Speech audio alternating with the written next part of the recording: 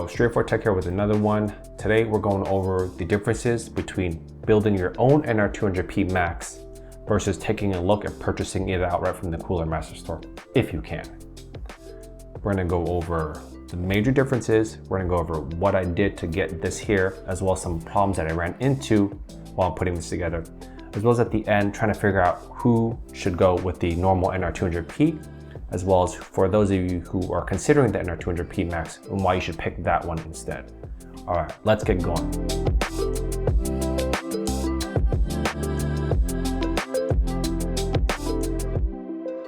Price. I know. The NR200P MAX is $500, but the $500 does go towards some extra goodies that come along with in the case. You get a 280mm AIO plus a 850 watt small form factor PSU, and you get a PCIe 4.0 GPU riser with it, which isn't cheap either. But I still think you can put all those different components combined for cheaper if you were to build this out yourself. $100 for the case, $145 for the power supply. It could either be $50 to $90 for the AIO, depending on where you buy it and when you buy it. And then on top of that, maybe $70 or so for the Gen 4 riser. And that comes out to a total cost of roughly $365. That's way cheaper than purchasing the NR200P MAX by itself.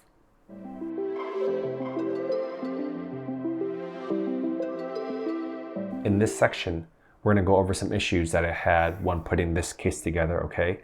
As well as down below in the description, I've linked the original video of how I put this together.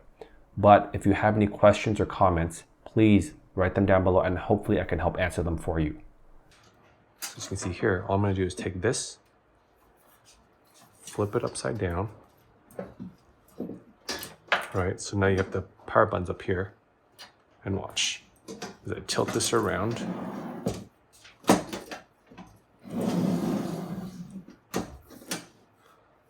so I tilt it around, as you can see, your power buttons are now up here. Right, your power buttons are going to be up here. This is now what the back looks like, right? I'll put this all together in the end, and I'll show you guys. So stay tuned, as I'm going to fit a rad up here now. And then what I'm going to do is try to see what kind of fans I can fit down here. So stay tuned for that. Remove these all grommets, right? Because they're not going to be needed.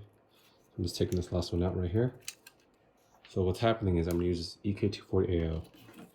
And these are the screws that came with the cooler. And these are all just going to fit in the same spot right there, where those grommets would be. And that's how I'm going to screw them on. But you'll definitely have to get a washer to prevent this from falling through when I attach this onto here. Yeah, I gotta figure out how to better bend this AIO tubing. So we'll try to tuck that underneath behind the cart somehow. And the tubing, however, the tubing is a little bit funky. As you can see, it's a little bit bunched up here. It's definitely, I think, if you have a Strix, it's going to be very difficult to do for sure. Because as we all know, this is a thick boy, because check it out. Look at this gap right here. There's barely a gap at all. So definitely something to consider if you have the tempered glass panel. It's definitely, if you're planning on using the tempered glass panel, it's going to be concerned because you're not going to get good airflow with this. So I'll see if I can stick some fans underneath there, down here, and see where we're going to be at with that. Some Arctic P12 fans here. All right, the value pack that you can get on Amazon. And as you can see, it's crushing up into the GPU. Right here, it's touching, as you can see.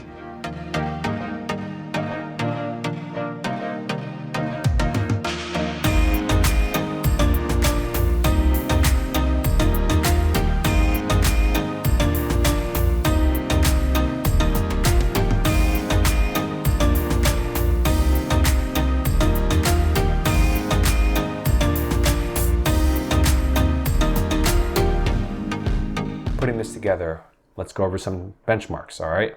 First off with the mesh panel. I ran OCCT for the CPU and it had an average temperature of 64.7 for a 30-minute run, with it maxing out at 74 degrees on a 240 millimeter AIO. Okay, so that's going to be different for when you use a 280 millimeter AIO. Plus, it's going to be a little bit different for dependent on what kind of CPU you're running. As far as GPU goes, we're going to run the Heaven benchmark for 30 minutes, and that averaged at 64.1 degrees, as well as maxing out at 66 degrees Celsius. What's interesting to note, even with using the tempered glass panel, the CPU barely changes, coming in at an average temperature of 64.8 degrees and a maximum temperature of 74.5 degrees. However, the GPU is very different. Because it's sitting right next to the glass panel, the average temperature comes in at 67.2 degrees, whereas the maximum temperature came in at 74.6 degrees. When using the glass panel, it's definitely something to consider, especially for the GPU.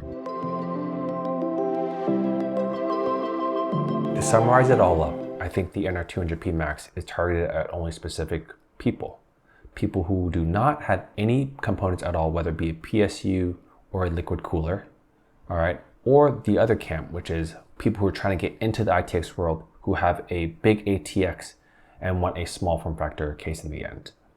But I still highly recommend going for the inverted mod. Have more variations, both a vertical or horizontal GPU, and you can flip from this inverted mod back to the original case.